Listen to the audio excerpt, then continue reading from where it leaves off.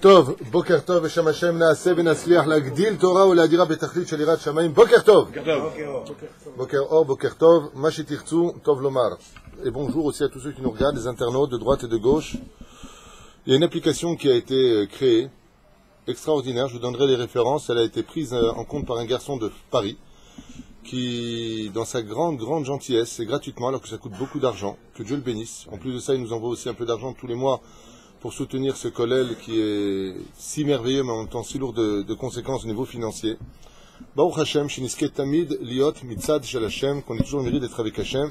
Et donc, il a créé une application sur le portable où vous pourrez voir les vidéos toutes répertoriées aussi, ainsi que de les écouter directement en audio. Pour ceux qui ne veulent pas voir ma tronche, vous pouvez le voir en audio, comme ça, peu importe. Et donc, je vous donnerai l'application demain, Blinéder, ou après-demain, peu importe. Non, après-demain, ce ne sera pas possible, c'est Shabbat. Bravo, Michael. Et voilà. Alors aujourd'hui, dimanche, Blinéder. On est aujourd'hui le 26 du mois de janvier, le Kafret du mois de Tevet. On est bientôt à la veille de Rosh Chodesh, puisque c'est Shabbat Kodesh. Une grande refoua shlema, et d'abord et avant tout, puisque toute l'année on devra lui dédier ce shiur, une femme extraordinaire, Claudine Chamisha Bat Henriette Kouka, Zechlona Livracha. Aussi Ben Kia Bat Shikuna.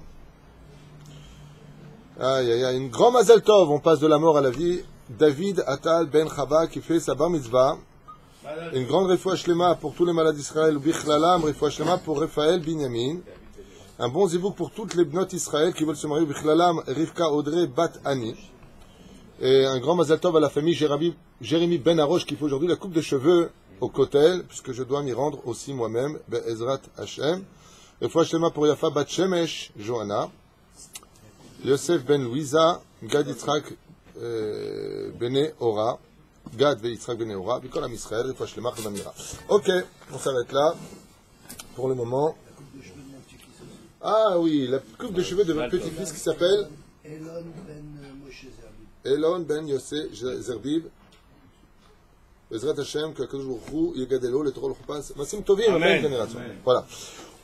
On a fait un petit tour, on va essayer d'être bref parce que malheureusement on a mangé énormément de temps, du temps qui nous était convié pour faire le shiur sur la paracha de la semaine.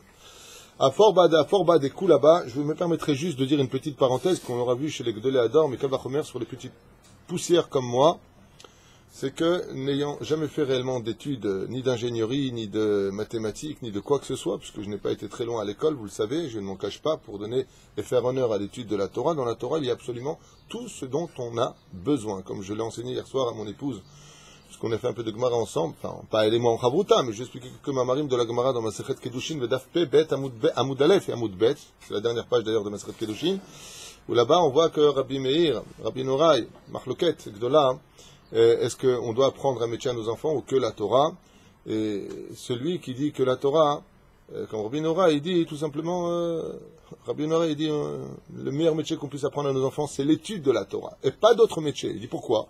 Il faut apprendre à nos enfants un métier qui est propre, un métier qui est rempli de sagesse, un métier qui est facile, pas de prendre la tête pour être ton esprit occupé à la Torah et non pas au métier lui-même. Et il dit, parce que dans la Torah, il y a absolument tout. Il dit dans la Torah, tout puis quand tu es vieux, que tu as pris un métier, si tu peux pas travailler et que tu es fatigué, ben, tu n'as plus rien. Tandis que dans la Torah, comme il ramène là-bas un très beau verset, il dit Avram, Zaken, Bayamim, Vadonai, Berachat Avram Akol. Quand tu arrives au temps de ta vieillesse, le cours qu'on a fait d'Afka mardi pour les femmes, il dit celui qui est dans la Torah, Va Hashem, Berachat Avram Akol, celui qui a la Torah, Mizot Vasim Tovim, quand il est vieux, c'est Dieu lui-même et les anges qui ont été créés par lui toute sa vie, qui viennent le consoler, qui viennent, Bezrat Hashem, le réconforter, qui viennent lui apporter tout ce dont il a besoin. Tandis que les vieux qui n'avaient pas de Torah, alors malheureusement, ben voilà, quoi, on les place à droite, on les place à gauche. C'est pas une critique, c'est un état de fait. Hein. Je critique pas. Kama Torah Chashuva. Et pourquoi je vous dis ça? Parce que on a souvent vu des hommes très importants, des ministres, on a vu des présidents, on a vu des ingénieurs, on a vu des PDG de très grosses sociétés qui, ne sachant pas quoi faire, ou même les chefs d'état-major en Israël, ils allaient voir le Rav Ovadia Yosef, le Rav Kanevski, le Rav Oyerbach. Ils allaient voir tous les Gdolé Ador pour dire mais qu'est-ce qu'on fait dans ce cas-là? Qu'est-ce qu'on fait quand les médecins ne savent plus quoi faire? On appelle le Rav Führer. Incroyable. Incroyable. Vea Torah Gdosha Shelanu vient nous donner ici non pas un message antique dont on doit simplement se rappeler, mais elle vient aussi nous donner un message du présent et de l'avenir. C'est-à-dire que comme vous le savez tous très bien, on avait l'habitude de le dire paracha de Vaera, c'est-à-dire deuxième paracha du livre de Shemot, qui est le deuxième livre de la Torah.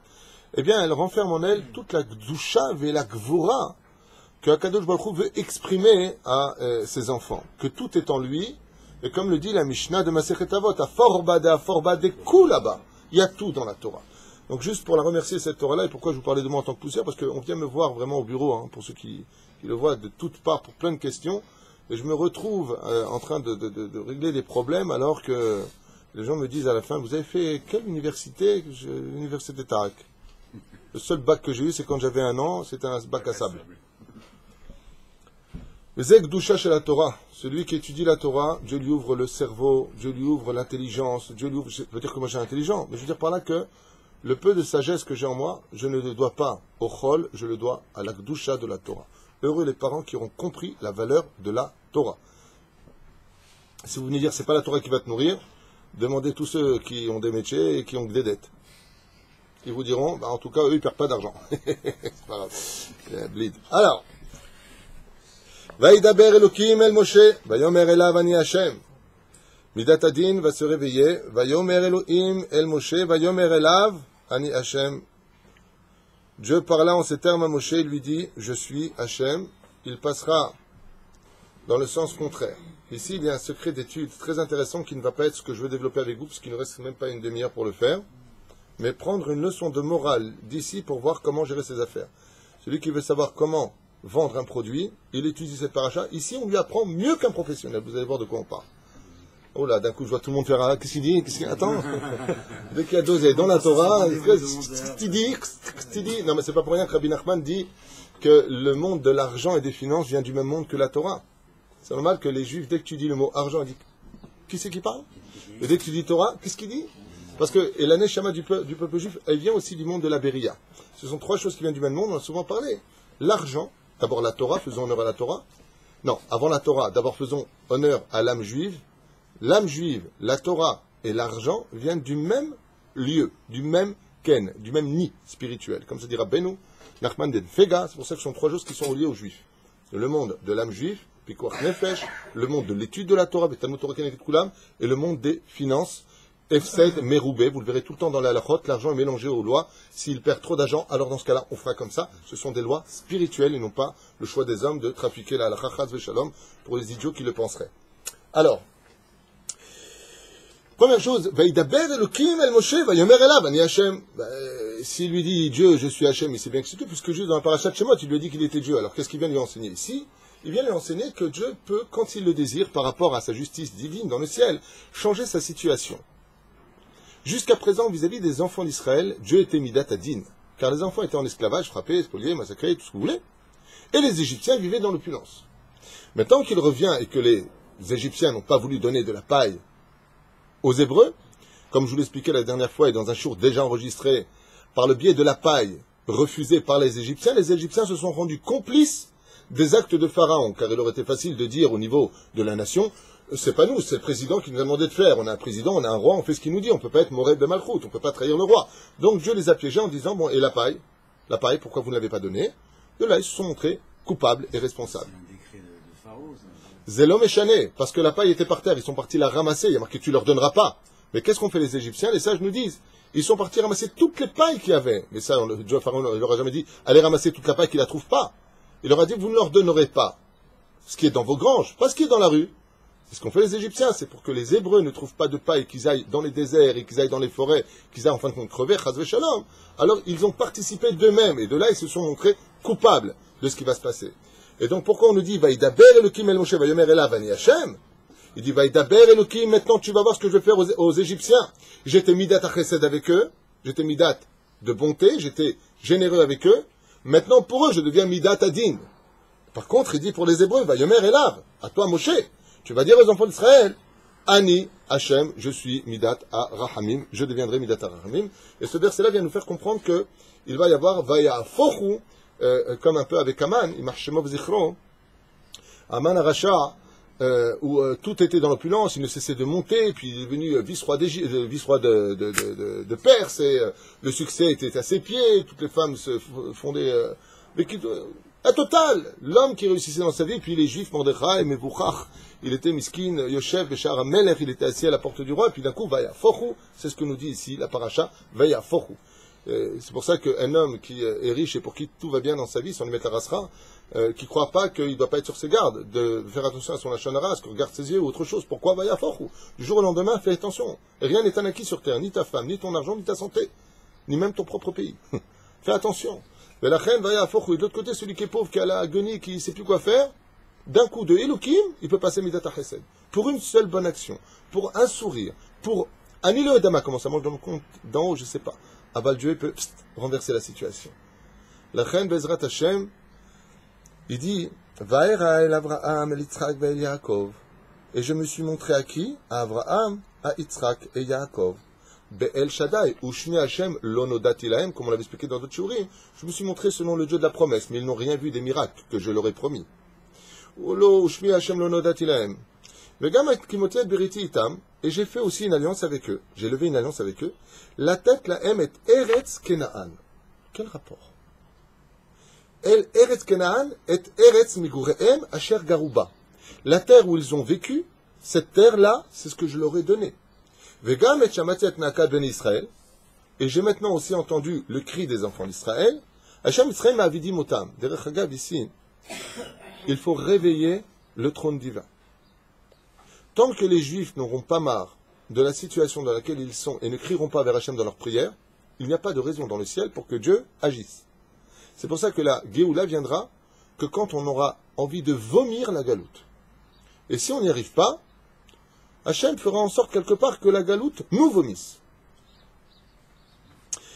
טוב, ויזכור את בריתי לכן אמר לבני ישראל, אני השם הוצאתי אתכם מסולות מצרים, והוצאתי אתכם מעבודתם, וגאלתי אתכם בזרוע נטוב ושפטים גדולים, ולקחתי אתכם לי לעם, והייתי לכם ללוגים, וידעתם כי אני השם, אלוקיכם, ומוציא אתכם מארץ מצרים לסבלות מצרים, והבאתי אתכם אל הארץ. Et là, dans la Torah, une petite parenthèse que j'aime bien faire, je peux me permettre, Dieu nous promet de nous sortir du pays d'Égypte avec de grands miracles et de grands prodiges pour nous emmener, ve'eveti etrem, pour vous emmener, el haaretz, vers la terre d'Israël. Asher nasati et yadi la tête ota, les Abraham, l'Yitzhak ou Yaakov. Cette terre-là que j'ai promis de donner à Abraham, Yitzhak et Yaakov, et natati ota lachem morasha ani Hashem. C'est-à-dire que si vous observez bien le texte de la Torah, la condition de la sortie des enfants d'Israël pour sortir du pays d'Égypte avec de grands prodiges, de grands miracles, c'est de vivre en Eretz Israël. Et certainement pas ni au Canada, ni aux États-Unis, ni en France. Vaïdaber, écoutez bien la suite. Vaïdaber Moshe, Ken el Bene Israël, Velo Shamu el Moshe, Mikoter Ruach ou Me'avoda Kasha. Mais, il dit ici, quelque chose de très intéressant, qui ne peut être compris que quand on reviendra dans la paracha de Shemot. Alors, je ne sais pas si vous vous rappelez, je fais ça à toute vitesse, mais dans la paracha de Shemot, quand Akadosh Baruch Hu s'adresse à Moshe, il lui dit comme ça, Ve'ata ine tzaakat Bene Israël ba'elai. J'ai entendu le cri des enfants d'Israël qui montent jusqu'à moi. Ve'gam ra'iti et al-lachatz, Hashem Mitzrayim lochatzim otam. Ve'ata, et donc j'ai même vu combien les Égyptiens les oppressaient. Ve'ata lecha ve'shalachecha el Paro. Va que je t'envoie chez Pharaon, ve'otzeta et ami, ve'otze, slicha et ami Bene Israël, mi Mitzrayim, afin que tu sortes mon peuple d'Égypte. Va'yom Moshe el Elokim. Écoutez bien le texte. Moshe répondit donc à Elokim, Idatadin. Mi anochi ki elech el Paro. Qui je suis moi pour aller voir Pharaon? Qu'est-ce que Moshe vient de lever comme situation au niveau de ce qu'il ressent et de cette mission? Un doute. Il doute. Il doute de lui. Ben Israël Mitzrayim. Et tu crois qu'ils vont sortir, que moi je peux sortir enfants d'Égypte? Je lui dis, ne t'inquiète pas, je serai avec toi. כי אנוכי אשלחך והוצאת את העם ממצרים תעבדון את האלוקים על ההר הזה. ויאמר משה אל אלוהים, הנה אנוכי בא voici que je viens lui dire אל בני ישראל, ואמרתי להם אלוהי אבותיכם שלחני אליכם. Voici que l'Éternel, tu leur diras, m'a envoyé vers vous. Dieu dit à Moshe, tu leur diras que tu viens en mon nom. ואמרו לי, מה שמו, מה אומר להם? Il dit, ok, moi je vais venir en ton nom, mais qu'est-ce que, au nom de qui je vais venir? Qu'est-ce qui se passe chez lui encore? Deuxième doute, si Dieu voulait que tu viennes en son nom, il te l'aurait dit. Mais qui pose des questions? Tu es sûr que c'est moi que tu veux? Premier doute. Deuxième doute, qu'est-ce qu'il lui dit? Qu'est-ce que je vais leur dire? Qu'est-ce que je vais leur dire? Au nom de qui je viens? Mais pourquoi tu poses tellement de questions? Écoutez bien la suite. Et ils me diront, eux, quel est son nom? Qu'est-ce que je leur répondrai? Je suis celui qui saura. Tu viendras au nom de Eké pour lui dire que tu viens de libérer. עוד אלוקים ממשיך כה תאמר על בני ישראל, השם אלוקי אבותיכם אלוקי אברהם יצחק ויעקב, שלחני עליכם כי זה שמי לעולם, זכרי, דור וכו'. Moshe, Kitsour, je vais pas te faire en hébreu parce que ce serait trop long. Il lui dit, ouais, mais et s'ils veulent pas sortir? Et s'ils veulent pas sortir? Rachid d'ailleurs, derrière Chagav, il dit, c'est un des 10 Kalvachomer qu'on trouve dans la Torah. C'est un des 10 Kalvachomer. Erzem Istader, il dit, si les enfants d'Israël eux-mêmes doutent de sortir, et que Pharaon lui-même doute de sortir, de nous laisser sortir, comment tu veux que je le fasse? Kalvachomer que Pharaon ne nous laisse pas sortir. Si eux-mêmes ils ne veulent pas sortir, les enfants d'Israël. Et ici, en réalité, ce qui se passe pour le Kalvachomer, c'est que le Kalvachomer de Rachid et Rechagav ne s'adresse pas entre Pharaon et les enfants d'Israël, mais il s'adresse en réalité dans les doutes de Moshe et des enfants d'Israël. C'est une petite très intéressante. Hein? Si moi je doute, c'est normal que les Bnei Israël vont... Non, Moshe, il voulait faire comprendre que si les enfants d'Israël, ils vont me demander au nom de qui je viens. Pourquoi il dit tout ça? Parce que Moshe Rabbeinu, il dit, mais t'es sûr? Faut pas les déranger, peut-être qu'ils ne voudront pas sortir. Alors il lui a dit, d'abord tu mets ta main, vous vous rappelez, tu mets là, tu fais du Lashon Hara sur le peuple d'Israël. Ouais. Il dit, mais Pharaon aussi, il voudra pas me laisser sortir, puisque tu m'as dit que tu veux faire de grands. Donc c'est un Kalvachomer. Si les enfants d'Israël eux-mêmes ne veulent pas sortir, à plus forte raison, Pharaon ne voudra pas sortir. Mais là, le texte dans la Parashat Vera nous dit exactement le contraire. C'est qu'en réalité, le Kalvachomer de Rashi, il ne s'adresse pas entre Pharaon et les enfants d'Israël, mais il s'adresse dans le doute de Moshe. Il lui dit tout simplement, le Kalvachomer qui existe, Kalvachomer, pour ceux qui me... Je vois déjà ma femme dire traduit, elle a raison. Kalvachomer veut dire à plus forte raison. Kalvachomer veut dire à plus forte raison. En réalité, ce qui se passe dans le texte de Shemot, c'est que Moshe Rabbeinu lui-même n'est pas sûr de pouvoir faire la mission. Lui-même n'est pas sûr que les enfants d'Israël voudront sortir. Et il dit, ben, si Pharaon, les enfants d'Israël ne veulent pas, à plus forte raison que Pharaon, il ne voudra pas, puisqu'il s'agit des enfants d'Israël. Et Dieu lui dit, le problème, c'est pas eux, c'est toi. Le problème, c'est que tu n'arrêtes pas de douter. Et je vous ai dit tout à l'heure au niveau commercial, qu'il y a un rapport à Douk pour savoir travailler. C'est que, quand tu veux vendre un produit, si tu veux vendre une chose, si tu n'es pas convaincu à 100%, l'énergie de ta parole va bégayer. Comme il lui dit, Aral, c'est pas taïm. Je suis un bec, je bégaye quand je parle. Elle vient de quoi? D'une fausse humilité, enfin, pas d'une fausse rasve shalom, enfin, attention à ce qu'on dit. D'une extrême humilité de Moshe Rabbeinu. Comment puis-je parler à Pharaon qui Aral, c'est pas taïm? Parce que quand tu es sûr de ce que tu dis, tu ne peux plus bégayer au téléphone et tu ne peux plus bégayer quand tu traites avec une personne en face à face. Et le vrai problème, il vient d'où? Il vient que Moshe, depuis le début de Shemot, doute. Bon, mais est-ce qu'on a fini? Est-ce que chez l'Arbéa Tishar prend un autre? Je suis pas sûr du produit, je suis pas sûr que ça vaut le coup, je sais pas. Ça me parle pas trop, je connais pas bien l'histoire encore. Est-ce que j'ai sort et c'est fini, c'est la Géoula pour les gens d'Israël, ou il y a encore 4 galouillottes, la Babylonie, Perse et, comment ça s'appelle? La Grèce et Édom. Les sages, ils nous disent d'ici, tu apprends une chose importante. Que quand tu connais pas ton produit, à 100%, si tu n'y crois pas à 100%, et la plus grande des questions qui se posent ici, si ce produit-là, on te le proposait, tu l'achèterais, toi, maintenant que tu connais tout dessus? Si toi-même, tu es prêt à acheter le produit qu'on te propose, alors tu peux être certain que tu réussiras à sortir les enfants d'Israël. Et c'est pour ça que Moshe et la génération qui ont douté eux-mêmes de l'histoire meurent tous dans le désert. Tu ne peux pas atteindre ton but. Il y en a un, par contre, qui, ici, depuis le début, a vu la Géoula, il attendait. Un truc de fou. C'est Yoshua bin Nun et Caleb ben Yefouné. Eux, ils attendaient la Géoula. Ils attendaient le prodige, ils n'ont pas eu un centième de millième de doute. Donc le produit, ils l'ont très bien vendu. Même quand ils sont arrivés en Canaan et qu'ils ont vu en Israël tous les défauts qui pouvaient se présenter à leurs yeux, ils les ont traduits en tant que vérité. Pourquoi? Parce qu'ils ont dit, c'est pas possible que Dieu nous donne une terre pourrie, c'est pas possible. Donc même ce qu'on voit là, c'est que l'écorce d'un fruit extraordinaire qu'on n'a pas encore décelé. Alors eux, ils ont pu vendre le produit, on les voit dans la faute des Méraglim. Moshe les envoie. Pourquoi tu les envoies? Tu doutes de ce que tu as dit à Hachem? C'est un autre sujet. Moshe savait ce qu'il faisait, il a raison de le faire, après c'est un autre sujet, même s'il y en a qui le reprochent de l'avoir fait. Mais on voit chez Moshe Rabbeinu alav hashalom, disent les Chachamim, combien il est important de comprendre le rapport entre le fait de sortir d'Égypte et Eretz Israël. Parce que cette histoire de cette paracha de la semaine, c'est exactement ce que l'on vit encore nous-mêmes aujourd'hui en 2017. C'est que nous sommes sortis de France, nous sommes sortis des États-Unis, nous sommes sortis, et on doute encore de l'identité de ce que nous sommes et de notre terre. Maintenant, vous commencez un petit peu à avoir l'image. Regardez comme cette Torah est actuelle. Tu vas parler aux enfants d'Israël. D'ailleurs, la preuve en est, je reviens un peu en arrière. Comment ça peut pas être un Kal Vachomer? Parce qu'il y a marqué ici, Velo Shamu el Moshe, les enfants d'Israël n'ont pas écouté Moshe. La Torah nous dit quoi ici? Pour quelle raison ils ne vont pas écouter Moshe? Mikotser Ruach, ils n'arrivaient plus à respirer tellement ils étaient oppressés, ou Meravoda Kasha, et du labeur incessant que leur mettaient les Égyptiens. Donc eux, ils ont une raison de ne pas écouter? Oui. Vous comprenez où est la différence? C'est là que la Torah elle a besoin de nous dire pourquoi les enfants d'Israël ne vont pas accepter de sortir du pays d'Égypte. Parce que leur tête, elle est devenue la pire des maladies qui puissent arriver dans la vie d'un couple, dans la vie d'un travail, dans la vie d'un homme qui recherche le bonheur, c'est... Non, non, c'est la routine. Ils ont mis le virus de la routine dans la tête des enfants d'Israël dans la galoute. La vie est une routine.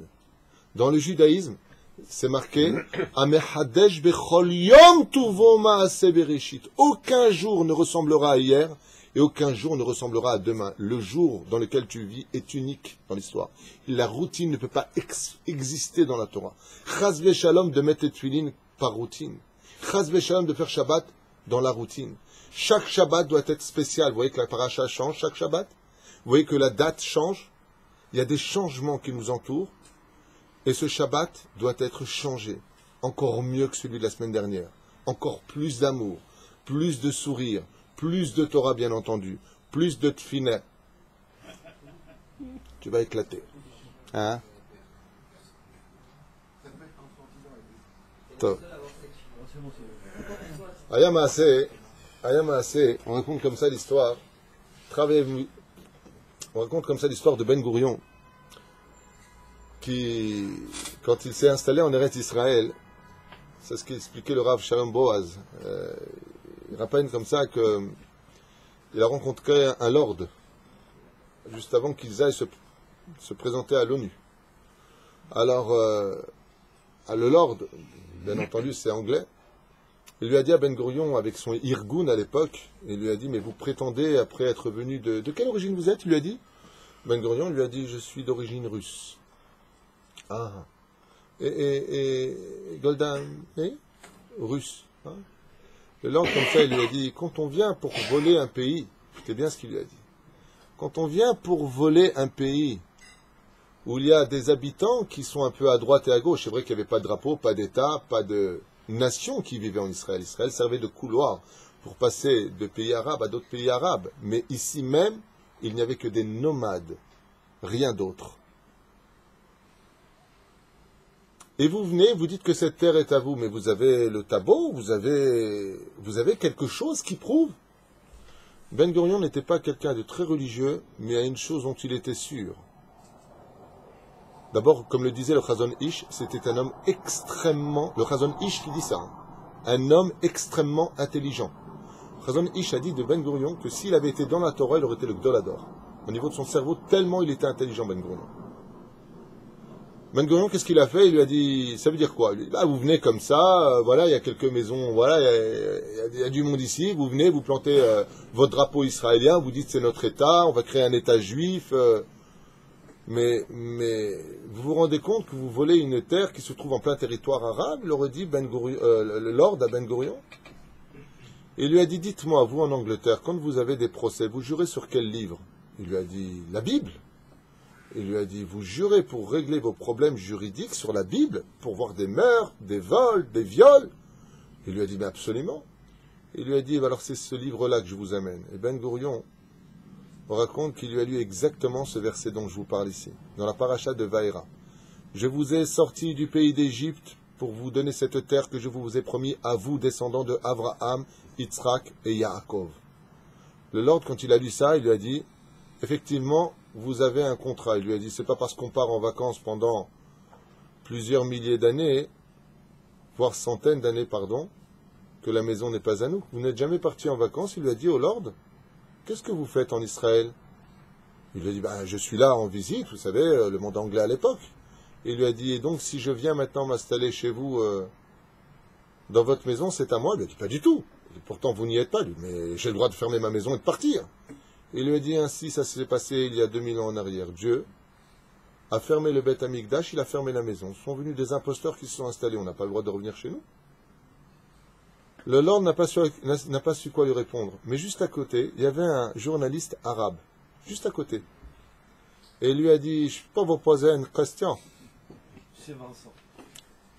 Il lui a dit, je vous écoute. Il lui a dit, mais je ne comprends pas quelque chose. Vous connaissez cette histoire de... Vous savez comment elle est belle, l'histoire du peuple juif? Vous ne connaissez pas cette histoire, ce qui s'est passé? Il y a un journaliste, Ahmed, qui dit à Ben Gurion à cette époque, avec son petit carnet, il note comme ça avec son stylo, il lui dit, mais je ne comprends pas. Vous venez avec un tableau, ça veut dire un contrat, un cadastre, prouvant que cette terre est la vôtre dans la Torah. Alors que dans l'islam aussi, c'est marqué que la terre d'Israël appartient aux Juifs. Et aussi chez les chrétiens. Tout le monde reconnaît que la terre d'Israël appartient aux Juifs. Ouais. Tout le monde le sait, sauf un peuple. Nous. On est le seul peuple au monde à douter que c'est notre terre. Alors écoutez bien la suite. L'arabe, il lui dit, journaliste, mais si ça c'est votre tableau, si ça c'est votre cadastre, et que ce sont vos références, ça veut dire que, si je me rappelle bien, lui a dit l'arabe, il y a marqué qu'il faut être Shomer Shabbat, non? Enfin, vous devez être le samedi au repos, non? Alors Ben Gurion, il a regardé comme ça et il lui a dit, tout à fait. Et il lui a dit, et vous, vous l'êtes? Shomer Shabbat? Ben Gurion lui a dit, non, je ne suis pas Shomer Shabbat et je ne suis pas religieux. Il lui a dit, ça, c'est le... Écoutez bien ce que répond Ben Gurion. Il lui dit, ça, c'est le chef-d'œuvre du Créateur. Ça s'appelle chez nous le libre arbitre. On n'est pas robotisé ou menacé avec des coups de bâton dans la rue. Ben Gurion dit au journaliste arabe. Mais par contre, ce n'est pas à Ben Gurion que vous vous adressez, mais aux représentants de la nation juive. Il dit à l'arabe journaliste. Et c'est pour cela qu'au niveau de la nation, avant de devenir Premier ministre, il lui dit, écoutez bien, en Israël, au niveau de la nation, le samedi, le Shabbat, tout sera fermé ici. Les cinémas seront fermés, les bus seront interdits de rouler, les boutiques devront fermer. Et c'est vrai, c'est un contrat qui a été signé. Le samedi, on ne travaillait pas. Il lui a dit, c'est au nom de la nation que je me bats, pas à mon nom personnel. Votre accusation à vous, en ce qui me concerne, il dit Ben Gurion, vient me juger moi personnellement, mais ce n'est pas mon pays à moi, c'est le pays d'une nation entière. Et donc, de façon globale, la nation d'Israël gardera le Shabbat, puisque je demanderai à ce que tout soit fermé ce jour-là. Ainsi lui a répondu Ben Gurion. Les journalistes ainsi que le lord qui était présent, il s'appelait Lord Pic, je crois, se sont retournés en disant, effectivement, c'est peut-être votre maison. Il lui a dit pas peut-être. Et Ben Gurion s'est retourné chez lui.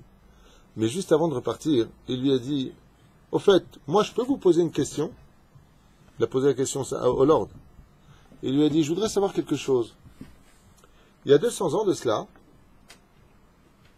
ou peut-être un peu plus, lui a dit Ben Gurion, est venu un bateau très important. Vous savez, un bateau, il y a plus de 200 ans, très important, avec une caravane entière pour créer les États-Unis d'Amérique. Vous vous rappelez de ça? Ils sont partis d'Angleterre, et ils donnent le nom là-bas, j'ai oublié l'histoire, je ne me rappelle plus exactement du nom du bateau. Il lui a dit, dans ce bateau, il y avait des centaines et des centaines, c'était un jour de gloire internationale, c'était un truc de fou. C'était l'époque de la fièvre de l'or noir. De l'or noir, c'était à l'époque la recherche du... On appelait ça la période de l'or noir. C'est comme ça qu'il lui raconte, j'en sais rien. Il lui dit, vous pouvez me dire ce que vous avez mangé là-bas? Écoutez bien ce qu'il lui pose comme question Ben Gurion. Écoutez bien. Hein. Ben Gurion, il dit au Lord, quand se sont créés le pot pourri, les États-Unis d'Amérique, qui sont venus de partout, et d'Irlande essentiellement, et puis d'Angleterre, et puis d'Europe, et de partout, il y a eu un événement énorme où, je me rappelle sur un paquebot, je ne sais plus exactement ce que c'était, ils les ont emmenés. Et là, est-ce que vous pouvez me donner le tafrit de la nourriture que mangeaient ces gens-là, puisque avec ça, c'est créé votre pays? Le Lord lui a dit, mais qu'est-ce que vous voulez que j'en sache? Il lui a dit, voyez, nous, ça fait 3000 ans qu'on est sorti d'Égypte, et on a mangé de la matzah quand on est sorti d'Égypte, et on a mangé de la manne quand on était dans le désert. Elle était de couleur blanche, et elle prenait le goût de ce que l'on voulait. Il lui a répondu, le Lord, et d'où vous savez ça? Il lui a dit du même papier qui prouve que notre histoire a un début et une station. Voilà comment s'est finie exactement l'histoire avec Ben Gurion, et ce Lord dont on parle dans l'histoire du peuple juif. C'est-à-dire que tant que vous ne serez pas sûr de votre identité, tant que vous ne serez pas sûr du métier que vous voudrez faire, tant que vous ne serez pas sûr de faire votre shidour, tout en sachant qui vous êtes et qui vous voudriez rencontrer, alors il est évident que le doute vivra toute votre vie dans votre cœur. Mais quand on est sûr, comme sont en train de jouer au niveau psychologique les Arabes, ils jouent à un jeu extraordinaire. Le peuple palestinien, nous les Palestiniens, notre pays, vous avez notre terre, c'est nos territoires. Ils le répètent tellement dans le monde entier que même des Juifs tombent dans le piège. Oui, enfin c'est comme la terre des Arabes, tu sais. C'est la terre de rien du tout. Quand tu doutes, l'autre s'installe dans ton doute. Et c'est pour ça qu'Hachem, dans la paracha de la semaine, vient rectifier le tour. Il dit, oh Moshe, eux les enfants d'Israël, c'est pas qu'ils veulent pas sortir, c'est que mikotser ruach ou me'avoda kasha, c'est qu'on les a rendus maboules. Pharaon, il leur a dit, vous avez été créés pour nous servir tous les jours, sur les portables, dans les pubs, sur les bus qui partent. C'est une image que je donne, il n'y avait pas de bus, il n'y avait pas tout ça. On lui a dit, t'es un esclave, t'es un esclave, t'es un esclave, t'es un esclave, t'es un esclave. Quand il allait avec sa femme, dans la semence qui partait, il y avait marqué, ancré dans l'âme d'un enfant, tu es né pour servir l'esclavage de l'Égypte. Ils ont fait du bourrage de crâne. Le pire de l'histoire, c'est que les Hébreux ne vont jamais lâcher cette notion de doute. 80% des enfants d'Israël ne sortiront pas d'Égypte parce qu'ils disent, mais on peut pas désobéir, ils nous ont pas dit, on peut pas. Vous allez savoir. Et Midrashim raconte des choses de fou. Il y en a un, il a dit, mais demain c'est la libération. Il dit, mais qui c'est qui va faire un thé à mon maître? Mais je peux pas, je dois lui faire le thé d'abord. Ils ont retiré le doute des enfants d'Israël que cette terre n'était pas la nôtre. Ils ont retiré tout doute d'Israël qu'on n'était pas fait pour autre chose que de servir les autres. C'est pour ça que ça s'appelle Bene Chorin. Quelle est la seule chose qui peut te sortir de ta shigra? Quelle est la seule chose qui peut te sortir de ce metzarim, de cette situation dans laquelle nous sommes serrés les uns contre les autres, de cette galoute? C'est tout simplement la Torah. La Torah est l'antithèse d'Amalek. Amalek Gematria Safek. Amalek, c'est le doute. Mais si Bezrat Hashem, on s'installe sur notre terre, on sait qu'on est la nation d'Israël. Pas comme les chrétiens qui sont en train de faire quoi? Il y a énormément, j'arrête pas d'en parler, je compte faire un cours pour mettre un terme à ces émissaires. Comment on appelle ça, ceux qui vont convertir là? Comment on appelle ça, nous? Missionnaires. Les missionnaires. Faut pas prononcer ce nom-là, c'est assourd, fais attention. Fais très attention. Parce que tu prononces le nom de Dieu, les témoins de Jéhovah, faut pas prononcer ce nom. Donc, juste pour vous donner l'explication, ils arrivent aujourd'hui, ils viennent en Israël et ils installent le doute en prenant la tête à des pauvres personnes qui ne sont pas spécialement érudits, surtout dans le livre de Isaïe, Ishayahu. C'est pas tout le temps évident à lire, puis c'est un livre qui est un prophète qui est assez épais au niveau de la quantité. Ils prennent des versets en disant, et se lèvera parmi vous un homme, et tout le monde en verra balader, et il mourra dans la honte. Ils ont été sacrifiés comme un martyr. Habibi, on ne parle pas de Jésus. Et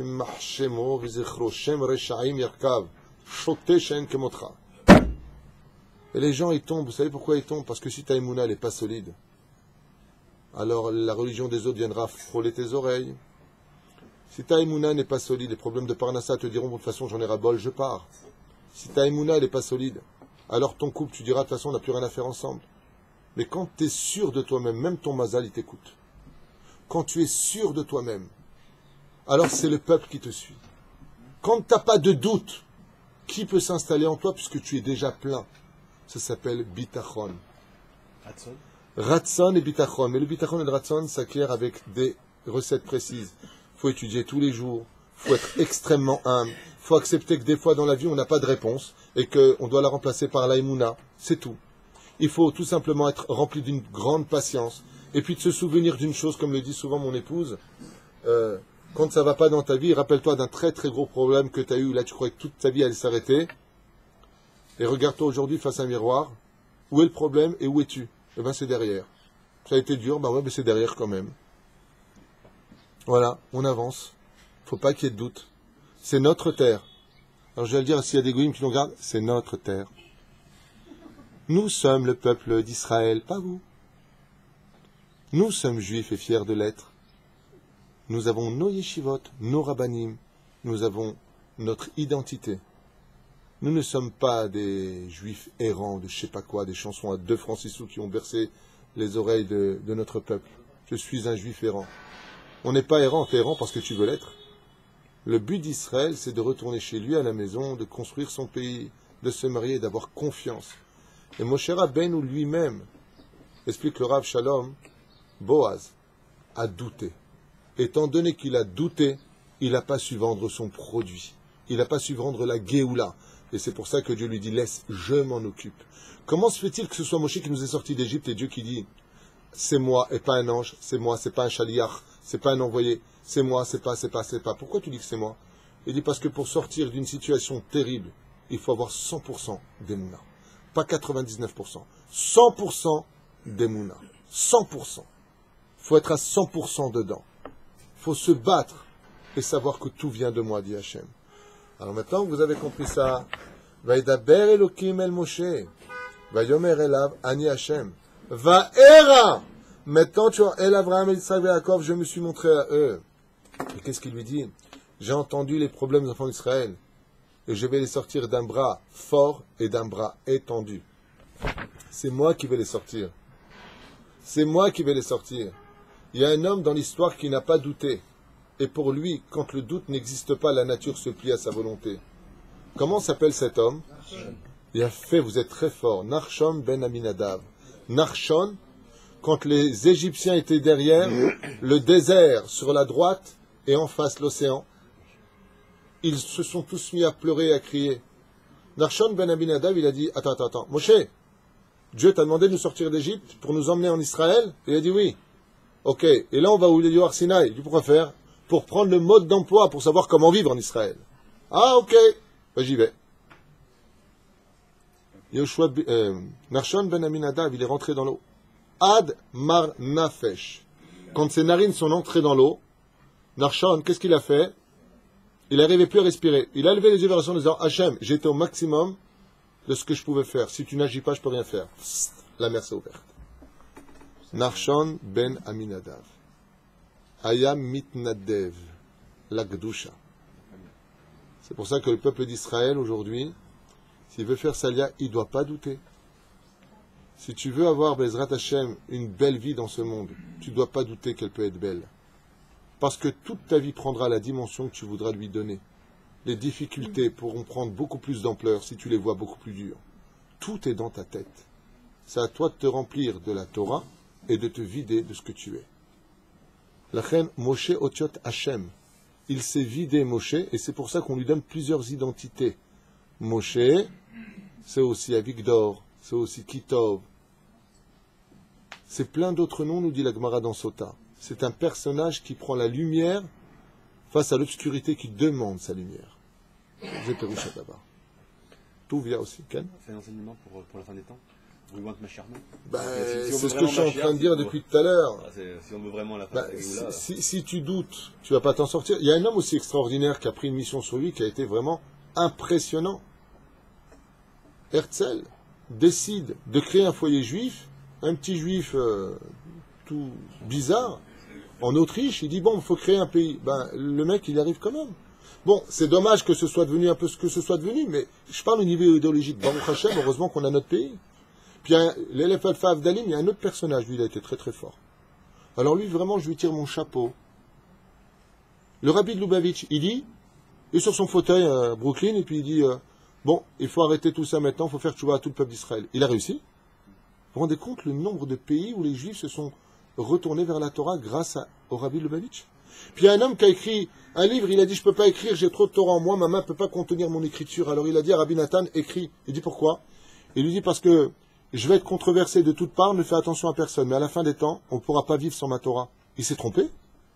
Qui n'étudie pas Rabbi Nachman aujourd'hui? Qui n'étudie pas le Likutei Moharan? Qui n'a pas de livre de Rabbi Nachman?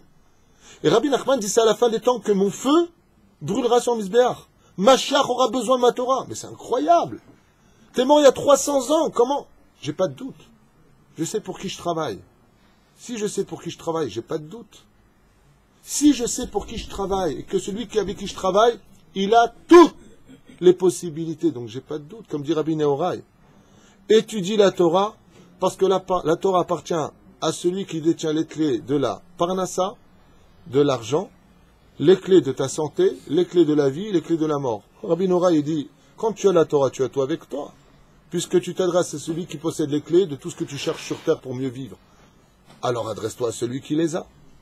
Mais la reine, voici que les 10 plaies viendront les unes après les autres, retirer le doute du cœur des enfants d'Israël, jusqu'à la sortie d'Égypte, duquel il est dit, Vaya minu Bashem ou Moshe Avdo. La force d'un juif, c'est d'être capable de sortir de son Égypte intérieure pour agrandir la dimension de son bitachon, c'est-à-dire de sa émouna. Parce que tant que tu douteras, les autres auront raison de te tromper. Kol Tov.